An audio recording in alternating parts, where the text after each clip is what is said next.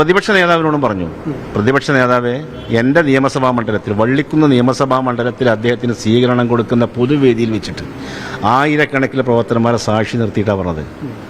പ്രതിപക്ഷ നേതാവിനോട് എനിക്ക് ഒറ്റ കാര്യം മാത്രമേ പറയാനുള്ളൂ. 84 സീറ്റ് മലപ്പുറം ജില്ലകൾ പുറത്ത് നേടിയാൽ മതി, 16 സീറ്റ് നിങ്ങളുടെ കയ്യിൽ ഞങ്ങൾ വെച്ചു തരും എന്ന് എൻ്റെ വള്ളിക്കുന്ന് നിയമസഭാ മണ്ഡലത്തിൽ പൊതുയുഗ യാത്രക്ക് സ്വീകരണം കൊടുത്ത് പ്രസംഗിച്ച വാക്കാണത്. അതോടൊപ്പം തന്നെ കൂട്ടിച്ചേർത്ത 2 കാര്യങ്ങൾ, പ്രബലന്മാരായ 2 ആൾക്കാർ, നമ്മുടെ മലപ്പുറം ജില്ലയുടെ മന്ത്രി അബ്ദുറഹ്മാനും KT ജലീലും ഈ തെരഞ്ഞെടുപ്പിൽ പരാജയപ്പെടും. അപ്പോൾ ഹർഷാരവത്തോടു കൂടിയാണ് ഈ 2 പ്രശ്നവും നമ്മളെ പാർട്ടിയുടെ UDFിൻ്റെ പാർട്ടിമാർ സ്വാഗതം ചെയ്തത്. അത് നടപ്പിലായി. അത് നടപ്പിലായി എന്ന് മാത്രമല്ല, അമ്പരപ്പിക്കുന്ന ഭൂരിപക്ഷം കേരളത്തിൽ 1, 2, 3 സ്ഥാനങ്ങൾ. ഇപ്പോൾ ഞങ്ങളുടെ ഈ മലപ്പുറം മണ്ഡലത്തിൽ മത്സരിച്ച ഞങ്ങളുടെ ദേശീയ ജനറൽ സെക്രട്ടറി PK കുഞ്ഞാലിക്കുട്ടി സാഹിബിൻ്റെ ഭൂരിപക്ഷങ്ങളിൽ ബോധം കെട്ട് വീഴും. 85,000 വോട്ടിൻ്റെ ഭൂരിപക്ഷമാണ് നിയമസഭാ മണ്ഡലം. സ്റ്റേറ്റിൽ 1, 2, 3 സ്ഥാനങ്ങൾ നേടിയത് മുസ്ലിം ലീഗാണ്.